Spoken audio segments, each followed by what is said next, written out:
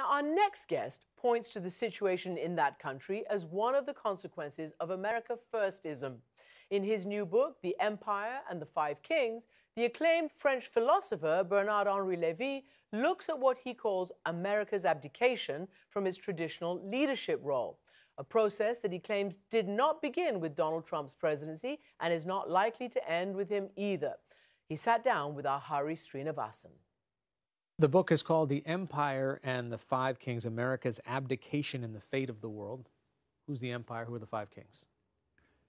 The empire is America, and the five kings are the five enemies of the West and of their peoples: Turkey, Iran, Saudi Arabia, China, and Russia. And where is this fight taking place? On the world stage.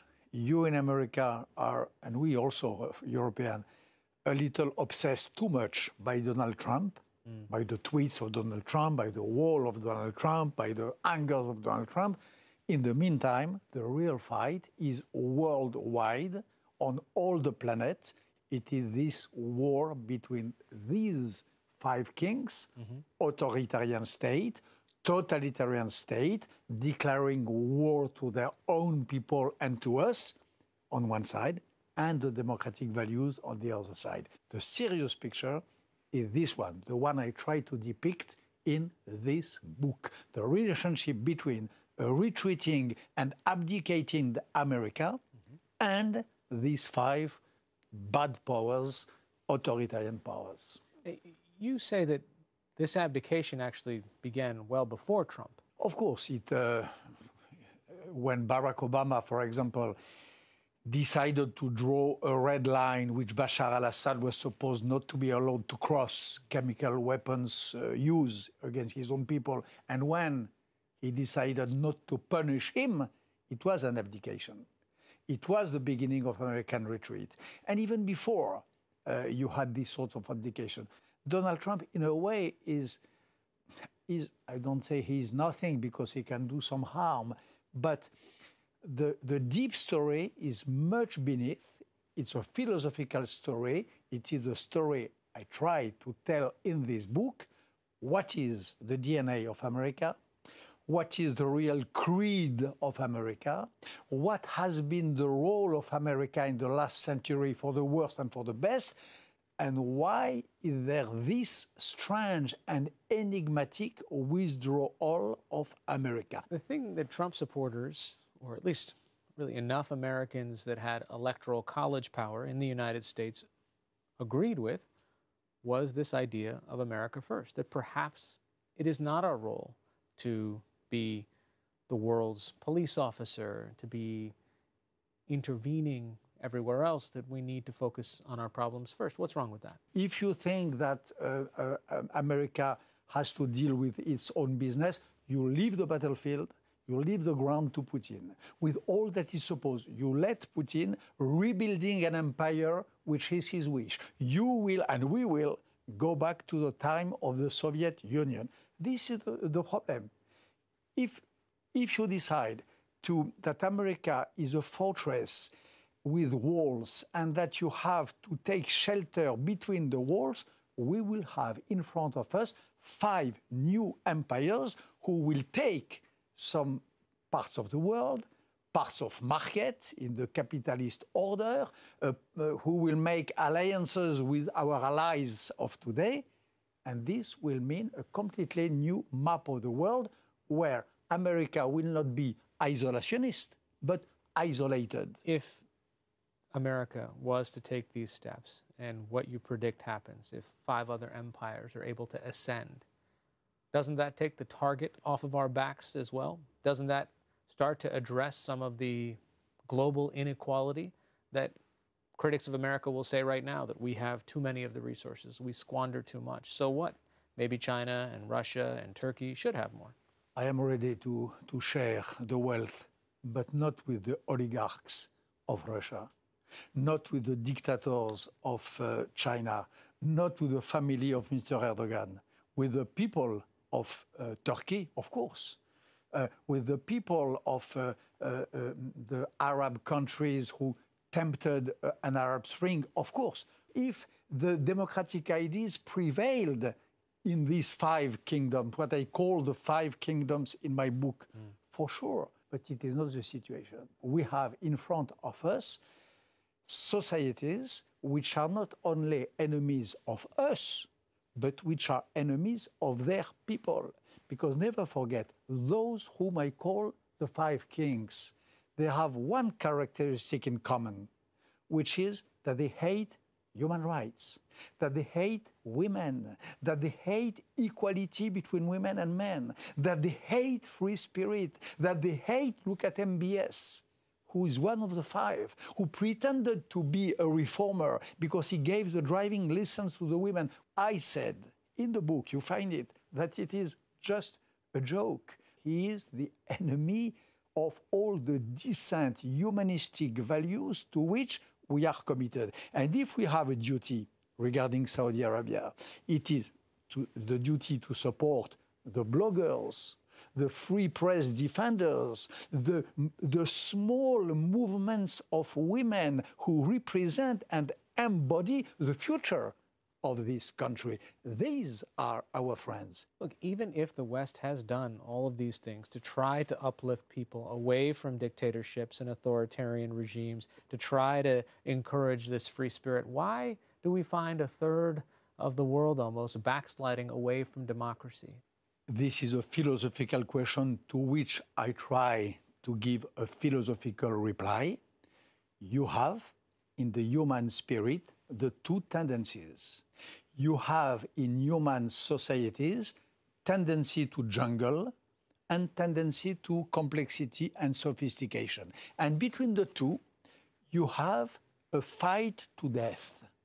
Sometimes sophistication, democracy, liberal values win when you have a real leadership, when you have courageous defenders of moral values. Sometimes the jungle prevails and the simple ideas and the populism prevails. And it is true because we are in a time where populism is prevailing everywhere. There is a wind of populism over the planet. There is a tide of populism which is like a muddy water all over the world. So do you stop that wind, that tide, with troops on the ground in all of these different countries? You stop this wind with other troops of the ground, the troops of spirit, the troops of ideas, the troops of intelligence, which is the thing that these populists hate much. What they hate is ideas. What they hate is truth. What they hate is the dignity of spirit. You center the book around a population that you care deeply about, the Kurds, and that for you almost exemplify this entire global battle. Explain. It is true that the book is dedicated to them. And it is true that I decided to write this book when I was on the battlefield with my Kurdish brothers, brothers in spirit and brother in arms. Not because I combated, but I was embedded with them when they combated ISIS. When it was the time to fight ISIS front to front with boots on the ground, the real boots were Kurdish boots. They were not American boots, they were not French boots, they were Kurdish boots. So they embody bravery. Number 2, the Kurds embody the democratic Islam. They embody an Islam which is protecting the minorities, protecting and cherishing the Christians and the Jews, who is protecting women, giving them the same rights, including the right to fight, by the way, and to be on the battlefield, and so on. So for someone like me, who has searched all his life this democratic Islam, I search it in Bangladesh, I search it with Christian Amanpour on the battlefield also in Bosnia, I searched it during the Arab Spring in Libya. At last, I'm getting a little old, but at last I found it in blood and flesh, embodied by the Kurds. So what happens with the U.S. announcement that it is planning to withdraw its troops? This is one of the numerous disasters of this administration. I'm sorry. It is a moral shame. You don't abandon your allies. you don't abandon your brothers in weapons and in arms. It is a political mistake, huge one, because they were the true barricade. Trump is dreaming again of a wall along the Rio Grande. He had a human wall of fighters against ISIS. This second wall was so much more important than the wall on the Rio Grande, and he decided to destroy it. He let the Iranians, who were supposed to be our worst enemies, to take over part of the half of the Kurdish territory. I saw some Abrams tanks delivered by America, conducted by Iranian militia men, and crushing the Kurds and killing them and occupying the territory. Then I understood that a whole new world was starting and was put in stage and in motion with new order, with new friends and enemies, and that I had to describe it. You know, look, there's a huge chunk of the population that says we are right to pull out. We are right to withdraw from what are otherwise endless occupations. I'm sorry to say what I'm going to say. Please don't blame me, but those might have to pay the consequence for that, because then you might have another terrorist attacks. You paid such a price against terrorism, against jihadism. You know what it means. It does not come from the sky. If it came in a way from the sky from September 11, it came from countries. It comes from ideologies. It comes from military bases. They are somewhere. If you decide not to give a about all this world of terror, then they will remember you and us, and they will have no mercy. Is there a new order emerging, or I should say, what explains the rise of the yellow vests in France? Is that similar to what's happening in the United States? It is similar to what happens with the Brexit in Great Britain, similar to what happened in America between the Tea Party and the victory of Donald Trump. It is similar to what happens in Italy with Salvini. Yes, it is the same hatred of complexity, the same hatred of thought. In the past, we had some social movements in Europe and in America where the target of the social movement was to keep the excellence, to keep the great ideas, to keep the beauty, the museum, whatever, and to share them, that with as many people as possible, to permit everyone to have access to this world of excellence. Okay? Now, no. The problem is not to give access to everyone to this world of excellence, but to erase the world of excellence, to forbid great ideas, to forbid beauty. This is what means this war against elite, which is the common flag of all these populist movements. There is a small sliver of optimism that you express in this. You have, near the end of the book, you say, well, where about these five kings and these five empires that are trying to be, where is their plan for civilization?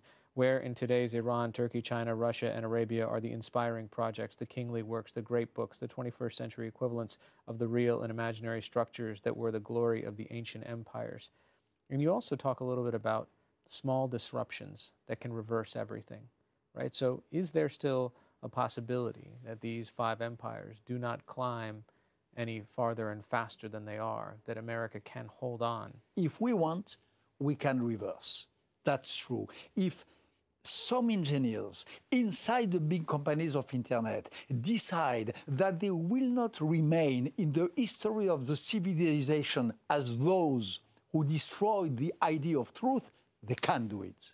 If they decide that they will not remain as the guys who helped China to build some models of evaluation and watching and policies, they can prevent that.